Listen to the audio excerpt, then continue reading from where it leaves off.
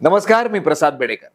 अहमदनगर महानगरपालिकेच्या वतीनं दिनांक 18 सप्टेंबर ते 2 ऑक्टोबर या कालावधीत स्वच्छता ही सेवा या उपक्रमाअंतर्गत स्वच्छता पंधरवडा साजरा केला जाणार.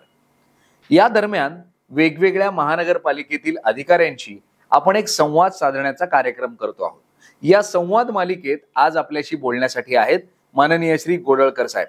हे सुद्धा प्रभाग अधिकारी आहेत. बोलूयात आणि विचारूयात त्यांना की या दरम्यान काय काय नेमकं होणार आहे. साहेब नमस्कार.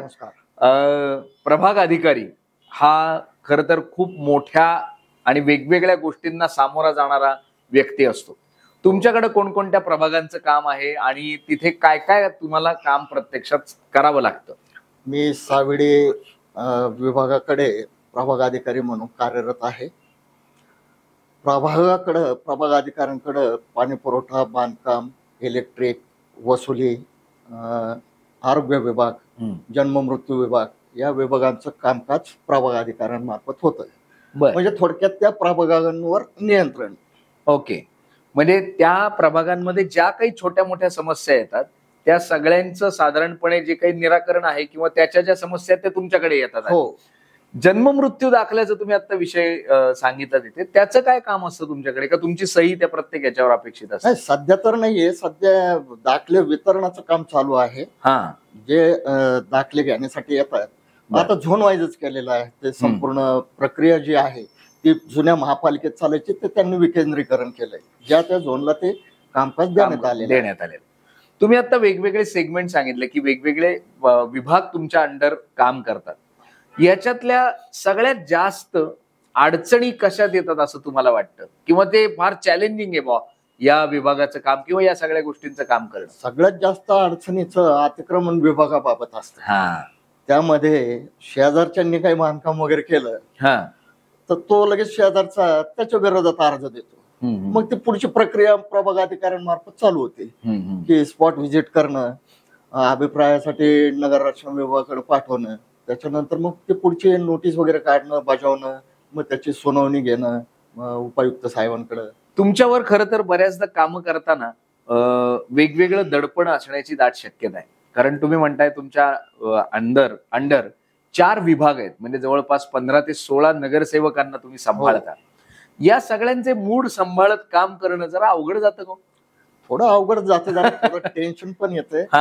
काम सोपं असतं पण काम करून घेणं खूप त्रासदायक होतं. पालिकेमध्ये सध्या कर्मचाऱ्यांची कमतरता जी आहे त्याचा काही तुम्हाला त्रास होतो किंवा त्याचा काही परिणाम कामावर होतो? निश्चितच कामावर परिणाम होतोय, कारण की कामाची व्याप्ती आता खूप वाढलेली आहे. जरी कॉम्प्युटराइज जरी झालं तरी इतर जे कामं असतात कार्यालयीन अनुषंग ते काम जे असतात त्याच्यावर निश्चितच फरक होतोय. तुम्ही खरं तर प्रत्यक्षात फील्डवर जाऊन काम करणारी मंडळी आहात. हो. तुम्हाला रोज या सगळ्या लोकांशी संपर्क साधावा लागतो किंवा नागरिकांच्या समस्या जाणून घ्याव्या लागतात. हे सगळं करत असताना तुम्ही स्वतःला कंट्रोल कसं ठेवता? कारण कधी कधी तुम्हालाही राग येत असेल ना, त्यावेळेला तुम्ही काय करता? नाही, राग कंट्रोल तर करावाच लागतो. शेवटी कसं असतं, काम हे आम्हालाच करावं लागतंय आणि आम्हालाच करून घ्यावं लागतंय. त्याच्यामुळं रागावर आम्हाला कंट्रोलच ठेवावं लागतं. काम करणं आणि काम करून घेणं याच्यात काय अवघड आहे? काम करून घेणं खूप अवघड झालं. का बरं असं वाटतं तुम्हाला? आपण एखाद्याला एक काम सांगितलं आणि कामाच्या गडबडीत आपण ते विसरून जातो, पण त्याने ते काम केलं का नाही याची गॅरंटी येत नाही. त्याचा फॉलोअप फार घ्यावा, फॉलोअप खूप घ्यावा लागतो. खरं तर आरोग्य असेल, स्वच्छता असेल, रस्ते, बांधकाम, अतिक्रमण या सगळ्या गोष्टी एका अर्थानं स्वच्छतेशी संबंधितच आहेत असं म्हणायला हरकत नाही. हो.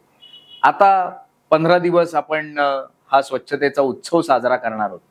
काय वाटतं तुम्हाला की हा उत्सव साजरा करण्याची गरज आहे का, आणि यातनं काय होतं? निश्चितच गरज आहे. आणि याबाबत महानगरपालिकेने नागरिकांना सुद्धा आवाहन केलंय स्वच्छतेबाबत, आणि प्रभाग वाईज पण आम्ही आवाहन करतोय. नगरसेवकांचा यात सहभाग नोंदवून घेतोय आम्ही. शाळा, कॉलेजेस त्यांचा सुद्धा आम्ही सहभाग नोंदवून घेतोय, आणि निश्चितच ही मोहीम स्वच्छतेबाबतची यशस्वी होईल. प्रभाग अधिकारी म्हणून तुम्हाला या निमित्तानं या संवादाच्या माध्यमातून काय आवाहन करावं असं वाटतं लोकांना? नागरिकांनी स्वच्छता राखावी आणि महापालिकेला सहकार्य करावं. नागरिकांच्या सोयीसाठी त्यांच्या आरोग्यासाठीच महापालिकेने घंटागाड्यांची व्यवस्था केलेली आहे. जर त्यांच्याकडे घंटागाडी पोहोचत नसेल तर तो टोल फ्री क्रमांक सुद्धा महापालिकेने देण्यात आलेला आहे. नागरिकांनी इतरत्र कचरा फेकण्यापेक्षा डायरेक्ट त्या टोल क्रमांकावर फोन लावा आणि कचरा हा घंटागाडीतच टाकावा. निश्चित. तुम्ही जे काम करताय त्यासाठी तुम्हाला खरं तर शुभेच्छा देण्याची गरज आहे, कारण तुम्हाला रोज एक काटेरी मुकुट आहे डोक्यावर, रोज वेगवेगळ्या समस्यातनं तुम्ही मार्ग काढता. तुम्हाला तुमच्या या कामासाठी खूप खूप शुभेच्छा. आणि तुम्ही सांगितलेलं जे आवाहन केलेलं आहे आम्हाला सगळ्यांना, की नागरिक म्हणून आपली जबाबदारी आहे की आपण आणि अधिकाऱ्यांनी दोघांनी मिळून ते शहर स्वच्छ ठेवलं पाहिजे. निश्चित आम्ही सगळेजण असा प्रयत्न करू. तुम्ही इथे आलात, आमच्याशी बोललात, त्याबद्दल धन्यवाद.